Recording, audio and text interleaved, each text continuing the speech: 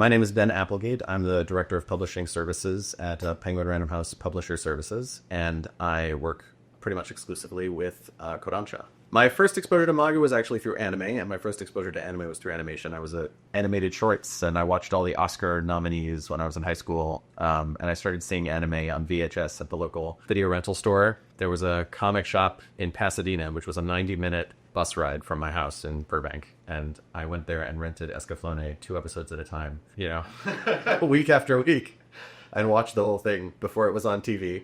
Didn't really, think much of it beyond just another nerd obsession like Star Trek and my many other nerd obsessions until I came across a flyer at the local public library for a Sister City exchange program. And I got to go to Tokyo and Ota in Gunma, which was Burbank's sister city. And I remember the exact moment when I realized it was going to have a bigger effect on my life. We were in Nikko, which is this big temple complex just north of Tokyo. And I was standing underneath this amazing carved, painted temple ceiling. Growing up in Southern California, this was hundreds of years older than I knew buildings could be in my life at that point.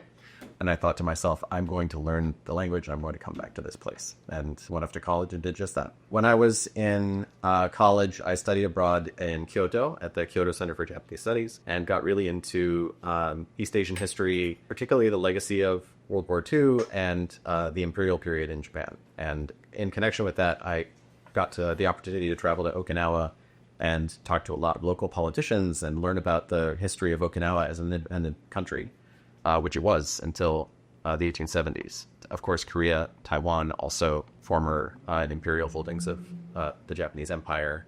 So I got interested in Korean history and culture as a result, started visiting Korea.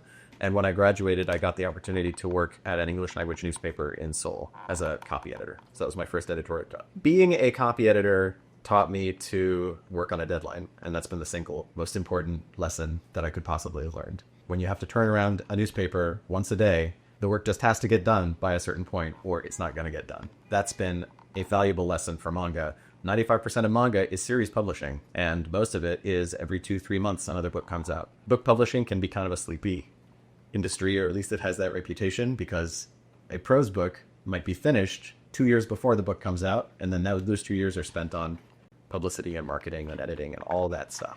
Manga, we get the Japanese book in our hands, and we've got to translate it, design it, edit it, proofread it, and get it out the door because the next one's coming right afterward. So I think there's a lot of overlap between periodical journalism and manga in terms of the pace and the workflow. So I always perk up a little bit when I see people with a journalism background coming into the manga industry because I think there's a lot of applicable skills. There's the pace, and then the other big difference between manga and more traditional publishing, of course, is that it's in translation. Translated literature is still a very small business in the US. But when you look at manga, it's a category where almost all of the material is being translated from a foreign language, Japanese, into English.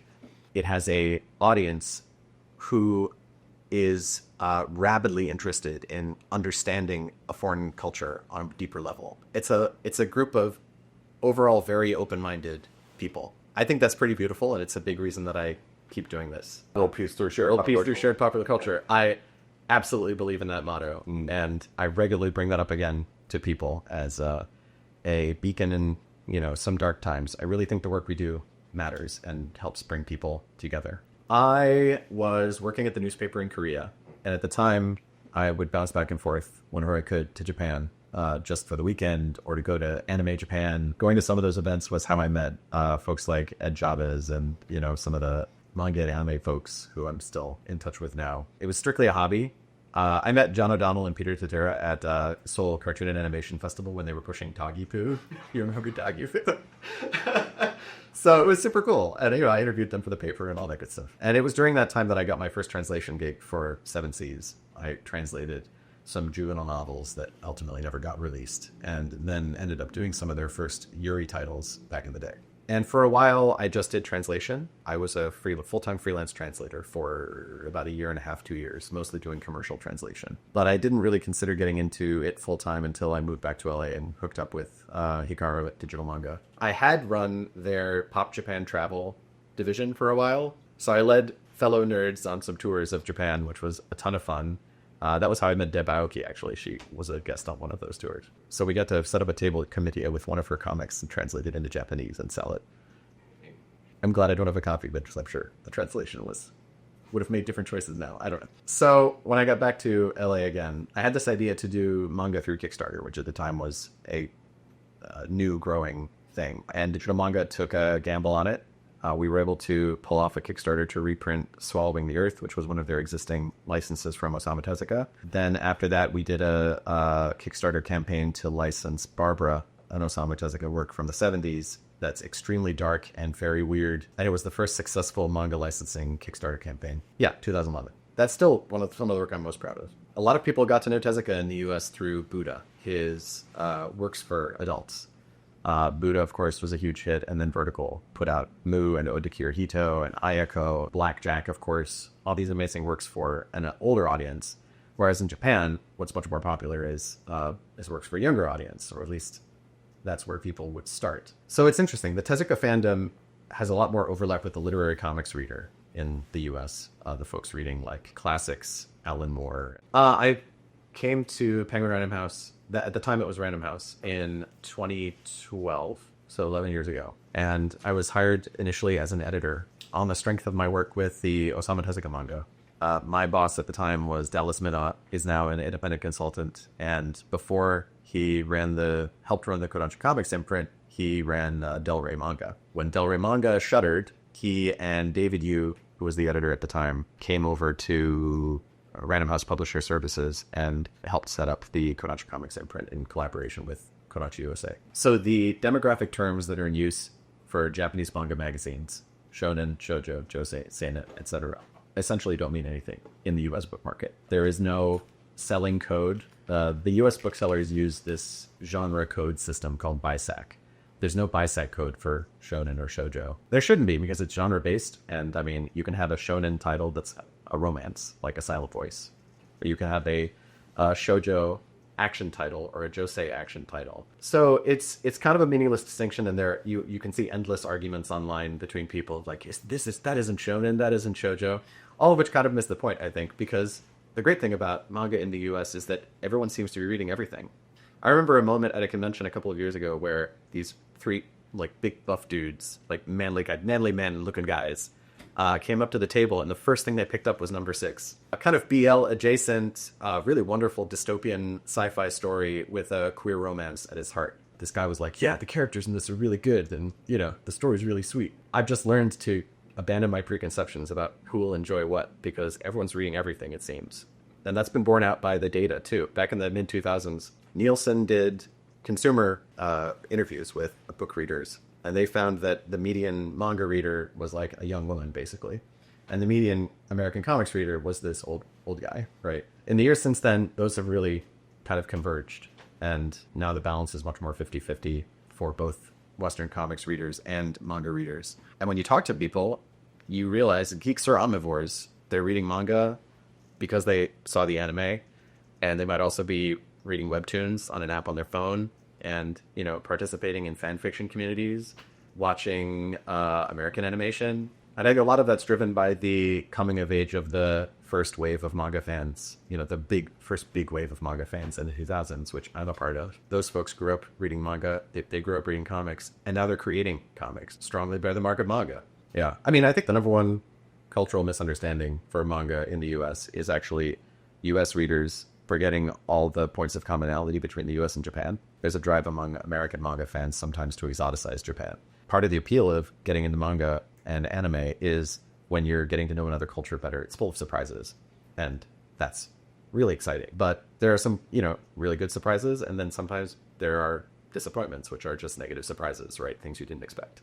Finding out that Japan is actually a real place that's full of real people who are just trying to live their lives, and that they have, problems and struggles, and are just like you in a lot of ways. There's parts of it that are really great, and then, sometimes it can be disappointing for young folks who think that Japan is this magical wonderland. I mean, I think there's definitely a very poor understanding of the state of Japanese politics in the US, right? And there's a lot of folks who think that Japan is this much more progressive place. Definitely not true. I mean, the US has plenty of political problems too, but Japan is no different. But I think a deeper understanding of the modern history of Japan is really useful to more deeply appreciating some of the most popular manga, because so much of the classic manga canon of the last 50 years, 70 years is a reaction to World War II and the student movement and the failure of the student protest movement in Japan. Once you stop thinking of Japan as Disneyland and start thinking of it as a real place where real people live, I think you can appreciate the stuff you care about on a much deeper level. So my team is made up of 7 editors, and all of us are obviously manga fans. The areas that we're interested in vary. It's actually a pretty diverse set of genres. You know, we have one person who's more into the seinen, sophisticated action comics, and somebody else who's really into BL. So it varies all over the place. And when Kodansha brings us a title that they're thinking about licensing, we're able to give them a pretty holistic take on how it would be received. We also have a large sales team at Penguin Random House, which is Kodansha's distributor. And so we can take them certain titles with our cultural understanding and ask them, okay, who would this appeal to? Is there an audience for this in the US? And if there is, what should it look like? Should it be a hardcover? Should it be a paperback? You know, should it be color pages? I believe it's the biggest single category at Barnes & Noble at the moment. They doubled the size of the manga section of all their stores in 2020, and then they did it again, and then in some places they did it again. It has been the single fastest growing publishing category, period, over the past 3 years, which no one saw coming. And I definitely didn't see coming. Even outside of Barnes & Noble, there's a manga section in every single Target in the US now. My barber knows about Vinland Saga. You know, I sat there and he asked me what I do for a living, and I said, oh, I edit manga. He's like, manga? What kind of manga? And I mentioned Vinland Saga because it was the first one that popped into my head. And he said, that is such a flex. And then he spent the next several minutes walking around to everyone else in the barbershop and being like, dude, you don't understand. This guy edited the English edition of Vinland Saga. Did not expect that to happen. I just expected to be focused on a weird thing that no one knew about for my whole career. But yeah, Target, Walmart, picking up manga. Barnes & Noble stores are now much more run on a store-by-store basis. That's been the big change at Barnes & Noble. And now it's much more driven by the individual stores. I mean, people are walking in the door. Manga's what they're buying. Manga's what the stores are stocking. Their new CEO, who used to work at Waterstones, brought the same philosophy that he used to rejuvenate Waterstones over to Barnes & Noble. Day one, he got rid of co-op, which was a thing where you would pay a bookstore basically as a publisher, to stock your book in a certain prominent location, regardless of whether that's what the customers coming in the door wanted. Publishers felt like they had to do it to get the books out there. And for bookstores, it was a huge source of revenue, massive source of revenue. So it was hard to wean yourself off of. The new CEO at Barnes & Noble came in and day one said, no, we're just going to get rid of this huge revenue stream. Just get rid of it. Yeah.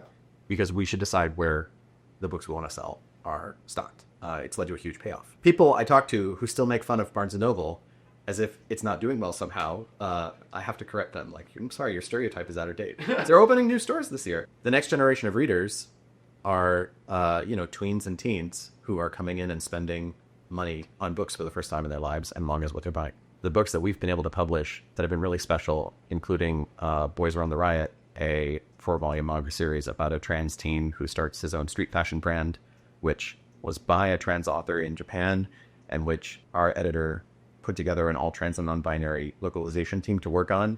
That's been hugely successful. This year, Kodansha released Is Love the Answer, an essay manga about asexuality and a young woman coming into her own and exploring an asexual identity. And that's also been a great seller. I hope that people can still find ways to make those connections. Akira was a lot of people's gateway into anime and then manga when it was released by Marvel back in the day.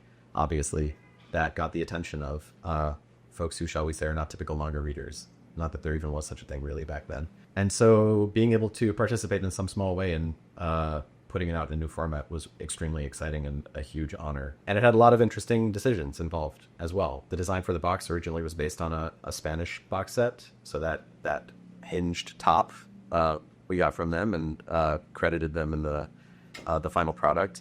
Our version was much bigger because it was hardcovers, and we really wanted to use those original, very cool cover designs for the jackets and the inside covers. So they're based on the first editions that originally came out in Japan, and which Otomo Sensei was so fastidious about back when they first came out. But having those released alongside the left to right editions has been interesting, I think. Kodansha has always been pretty engaged with the global market. I think way back in the day, I can't remember the exact year, but they even worked with Paul Pope and Felipe Smith and some Western or international artists to create manga for, magazines in Japan. Way ahead of its time, that program, I think. And we were talking about cringeworthy fan behavior. I think Pipochu by Felipe Smith is some of the best depictions of that. Now that the US market is one of the big hitters for licensing revenue for manga, everybody's interested. And I've had some great conversations with editors at Kodansha. I just got back from a big business trip to the Kodansha home offices where we gave a presentation to all the chief editors, and I got asked a lot of questions about U.S. reader demographics and what readers want. It's a really exciting time to be working in manga. I mean, the brand that Kodansha has used for a long time on the spine is KC, right, which stands for Kodansha Comics. There's no distinction being drawn, right, between manga and comics. It's a false dichotomy. Right. It's just all comics.